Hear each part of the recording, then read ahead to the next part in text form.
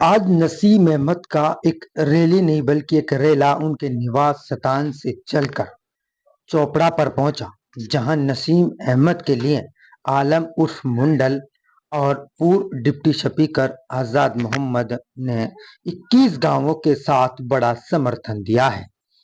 अब ऐसे में पंडाल की जो भीड़ आपको नजर आ रही है, तकरीबन हजारों की तादाद में लोग यहाँ मौजूद है।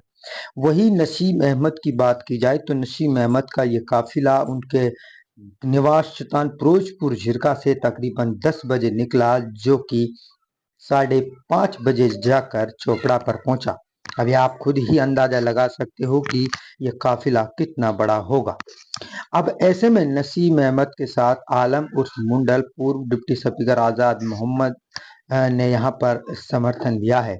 वहीं अगर बात करें तिगराहा मोड़ से जो भी गांव पड़ते हैं, मदापर, हिरवाड़ी, बावनखेड़ी, नरियाला, नरियाली, दुगरी, चोपड़ा, चीतोड़ा, नहरिका, सब गांवों में नक्के नक्के पर नसीम अहमद का लोगों ने फूल मालाएं डालकर जोरदार स्वागत किया। अब ऐसे में जिस तरीके से नसीम अहमद का ये काफिला, जो इतना बड़ा काफिला था कि लेकर तिगराहा से लेकर और नरियाली तक ये काफिला बिल्कुल फंसा रहा और यहाँ से निकलना आम लोगों के लिए बड़ा मुश्किल हो गया था, क्योंकि हजारों की तादाद में यहाँ लोग इस काफिले में चल रहे थे। बाइकें थी, गाड़ियां थी, पैदल लोग थे और एक खुशी जैसा माहौल यहाँ पर छाया हुआ था। अब ऐसे में जिस तरीके से नसीम अहमद को 21 गांवों का ये समर्थन मिला है, तो कहीं ना कहीं जो और कैंडिडेट है उनके होश उड़ा दिए हैं नसीम अहमद के इस काफिला ने। और 21 गांव के इन लोगों की जो सरदारी है, जो 21 गांव के सरपंच हैं, उन्होंने ये समर्थन नसीम अहमद को दिया है और साथ ही साथ ये कहा है कि इस बार आपको हम चंडीगढ़ पहुंचाने का काम करेंगे। अब ऐसे में नसीम अहमद का जीतना तो तय हो चुका है, लेकिन अब जो और कैंडिडेट हैं उनका क्या हो रहा है, ये सोचने की बात बनती है। तो सुनते हैं नसीम अहमद जी क्या कहते हैं इस काफिले।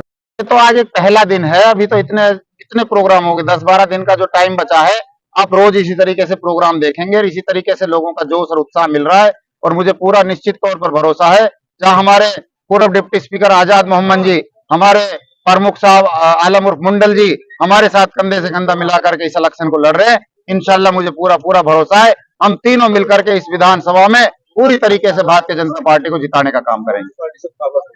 देखिए, मुकाबले में जो भी प्रत्याशी होता है, सब अपने आप को कैंडिडेट मुकाबले के लिए लड़ता है। और पे ये कहना चाहता हूँ कि जो भी हमारे मुकाबले में अपने होश आवाज ठीक कर ले, इस बार भारतीय जनता पार्टी यहाँ से जीत रही है। करता हूँ कि उन्होंने जिस जोश और उत्साह के साथ और जिस उमंग के साथ उन्होंने भारतीय जनता पार्टी के साथ अपनी आस्था जताई है और जिस जोश के साथ युवाओं ने आज भारतीय जनता पार्टी को समर्थन दिया है, छत्तीस बिरादरी ने समर्थन दिया है, मुझे पूरा पूरा भरोसा है आने वाली 5 तारीख को भारतीय जनता पार्टी के कमल के निशान पर बटन दबेगी और 8 तारीख को रिजल्ट भारतीय जनता पार्टी की जीत के रूप में आएगा। पूरा पूरा भरोसा है, फिरोजपुर झिरका से इस बार भारतीय जनता पार्टी की जीत निश्चित तौर पर होगी।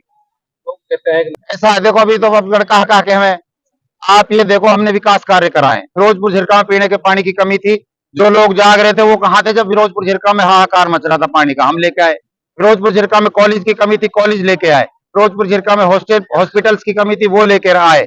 और हमने जो नौजवानों को जो रोजगार भारतीय जनता पार्टी ने दिया है, उस मान सम्मान को बरकरार रखा है। आने वाले समय में फिरोजपुर झिरका विधानसभा के अंदर और इंडस्ट्री आने की उम्मीद है और हम भारतीय जनता पार्टी की सरकार के नाते, पार्टी के होने के नाते हमें पूरा भरोसा है, इस बार भारतीय जनता पार्टी मेवात पे जिस तरीके से इस बार ध्यान दिया था, आगे भी इसी तरीके से बहुत ज्यादा ध्यान दे करके मेवात की तरक्की करेगी। माध्यम से ये सभी भारतीय जनता पार्टी के कैंडिडेट होने के नाते फिरोजपुर झिरका विधानसभा क्षेत्र वासियों से अपील करता हूं कि आने वाले 5 तारीख को भारतीय जनता पार्टी के चुनाव चिन्ह कमल पर बटन दबाए और जो बेरोजगारों को रोजगार देने वाली नायब सरकार है उसको कामयाब बनाए। फिरोजपुर झिरका और मेवात के नौजवानों को रोजगार दिया और 36 बिरादरी चाहिए, ना कि ऐसे लोगों को हमें चुनना है जो 36 बिरादरी को तोड़ने का और आग लगाने का काम करते हैं। अमन और शांति के साथ हमें इस इलाके में रहना है, इसलिए भारतीय जनता पार्टी को हमें मजबूत करना है। देखिए, कहीं मुझे पास बात आई है कि वो इस तरीके के धमकियां दे रहे हैं कि भाई इस बार देख लो, हम तो तुम्हें देख लेंगे, वरना अरे देखोगे तो जब जब तुम्हारी सरकार और तुम जीत के जाओगे, इंशाल्लाह सरकार भी हमारी और हम जीत के भी जाएंगे। और विधानसभा में हम जब जीत के जाएंगे तो हमने तो मुद्दा विकास का रखा हुआ, इस तरीके से छोटी हरकतें और कच्ची बातें नहीं करते। लेकिन अगर कोई बात सामने से आती है तो उसका जवाब देना बहुत लाजमी है। इसीलिए मैंने आज मंच के माध्यम से कहा कि हमारे कार्यकर्ताओं को डराएगा कोई, धमकाएगा कोई, तो उसका हम मुंहतोड़ जवाब देंगे। दोस्तों, सबसे पहले हमारी खबर देखने के लिए सब्सक्राइब कीजिए मेवात आज तक चैनल को और साथ में दबाइए बेल आइकन।